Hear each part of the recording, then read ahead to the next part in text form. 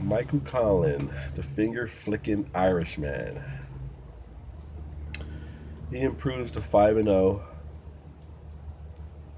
But what do you take from it? Right here on Double RT Boxing, I'm your host, Mr. A, and we're going to get into his post-fight recap.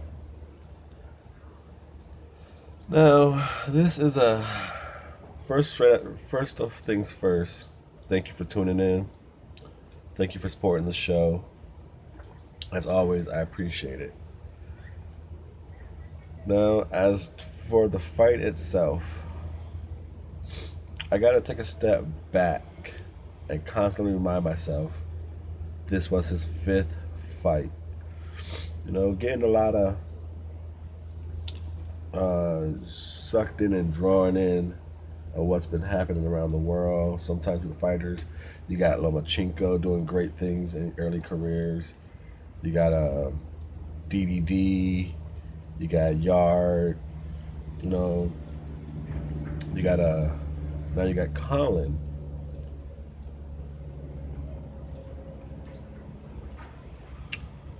First of all, it was a great, dominating performance. He did what he wanted to do, when he wanted to do, however he wanted to do it. He showed pretty decent punch selections. It was basically a lot of 1-2s up until the fifth round. He started throwing it. He started mixing in that uppercut a lot. Started digging down to the body more often. I think what kind of mentally uh, blocked me, or mentally over wanting from Mike Conlan, is the fact that one, his cockiness. For him to come out and say like, hey, for in the year I expect a fifth knockout, and then I'm just gonna go chill with my family. When you talk like that, it's great. It sells. It helps sells who he is. But then when you deliver a performance like that, even though it's a great performance, it doesn't live up to the hype of your words, and then you get ridiculed for it. And perfect example, it happens to my favorite fighter all the time, Aries Landy Lara. He dominates people. He dominates people left and right. But what do it always get to say to him? It could have been more. It could have been something else. He was better than that opponent. He should have done more. What more could he have done? He dominated the guy. Punch for punch, footwork, space work, defense. And that's how I felt Michael Conlan did yesterday. Gotta remind, it's only his fifth fight, so it's hard to say give me more. Now, what I would like to have seen from Mike Conlan would have been, I would like to see round 5 in round 2. Because I guess I'm going to use Lara to the example, because I feel it best fits this subject right here. Lara took a lot of, and he always takes a lot of criticism that he's not finishing, he's not doing it enough. And recently he's been trying to be a action fighter. Now, with Conlan,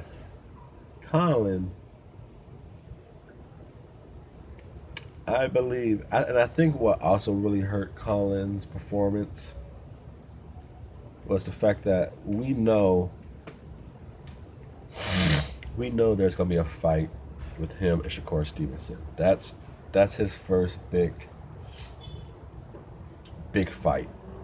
Now, I don't know if it's his first big fight. He might have some local Ireland fight or across the pond fight, but in the States, or I think this worldwide boxing career, I think that's gonna be his first big fight. And the fact that you see them both on the card on television, both, you know, I think the fact that you saw a progression in Shakur to well, not tonight, it was yesterday. You saw Shakur, who's usually a defensive style fighter, pop shooter, pepper sprayer. You saw him, you know, make a evolution. You know, sit down on his power, deliver more harder shots, be more aggressive. You're like, oh, okay, yeah, he's gonna fight Mike Conlan. He's gonna fight Mike Conlan. Oh, Mike Conlan's next. How's he gonna look? Shakur just did a nice little beat down, and then you see Conlan come out. Like I said, Conlan, he did everything you wanted him to do. Body shots, body stab jabs, 1-2 stab jabs to the body, 1-2s upstairs. Like I said, fifth round he started bringing up the uppercut. Now Timothy Bradley kept arguing about how he puts his hands down low a lot. I have no problem with how a fighter fights. If you feel comfortable in the ring and it works for you, and that's it, man. You're the one in the ring getting hit in the face. So however you feel best, you stand that style. So I don't care about his stance, but it just, I didn't see a progression in Mike Conlan. Like, the only thing I really remember from that fight, like a key point moment, is his first uppercut. And it came like in the fifth round, about 140, 150 mark. Because up until that point, it was truly a dominating performance. But it was those times, it was, the rounds were just flying by because there was nothing sticking out. The 1-2s were on point. He was ducking under shots. He wasn't getting hit. He wasn't getting pushed against the ropes. He wasn't losing ring control. It was nothing. I can't sit here and talk to you guys, but like, hey, do you remember this? Do you remember? Oh, in so and so round he did that. Except for in the fifth round, he introduced the uppercut, and it worked pretty. It was a pretty nice uppercut. Now, like I said, it was only his fifth fight. Draw it back. What was his fifth fight? It was a very good performance. He landed whatever shot he wanted, when he wanted, how he wanted. Dominating style. It's just, at this stage in the career, you want nothing but progression. Especially since the way boxing seems to be moving on. You know, it started a little last year, especially with it's definitely started with Lomachenko, but it started with he started it, and a lot of fighters are starting to follow. That building your career before you move on for title shots, it's starting to draw back now. You know, you don't need those big record wins padded no more. So if you're like 12-0, you get the title shot. You're 13-0, 14, 15-1, 16-3, you get title shots. So the fact that this is his fifth fight, I didn't see no difference from his third fight.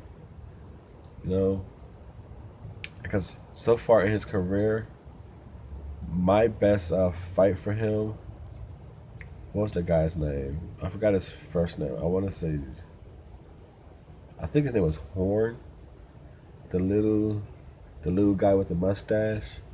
That guy was a mover. He was an aggressive fighter, and Conlan just took it to him, did what he had to do. Because I actually thought that movement this early in the career was going to upset Conlan. You know, the Olympian showed his pedigree, figured it all out, stopped him. So, like I said in Daniel Dubois, oh, dude, I totally forgot. I didn't upload that video. I made the video but didn't upload it. I like what Daniel's doing. He's not wasting time getting rounds.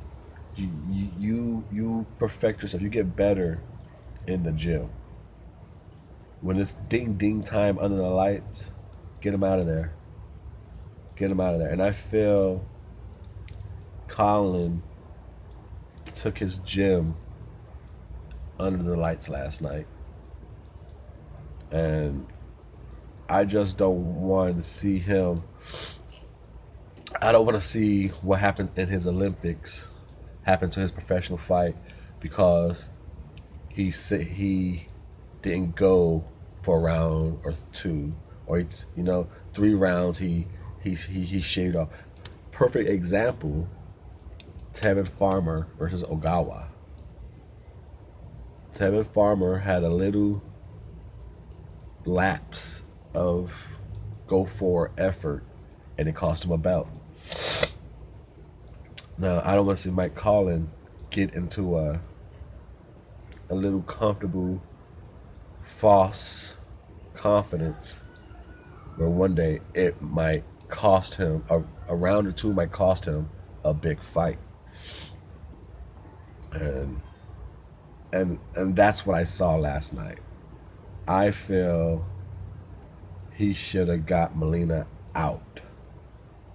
He should have finished the show, especially since he knows, and the world knows, he has a matchup coming with Shakur Stevenson. Shakur Stevenson looked improved, more power. Conlan looked sharp. He just didn't look complete. And something was missing. Was it aggressiveness? Was it a finishing instinct? Something was missing from that performance. Like I said, it was nothing but a gym session under the lights, and under the circumstances of that fight, the card, your future money opponent just fought before you. I would have liked to seen him knock Molina the hell out.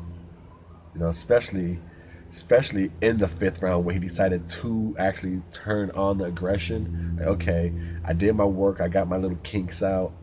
It's about to be Christmas time. I'm about to really relax with my family. I'm about to go eat. I did my little work for 4 rounds.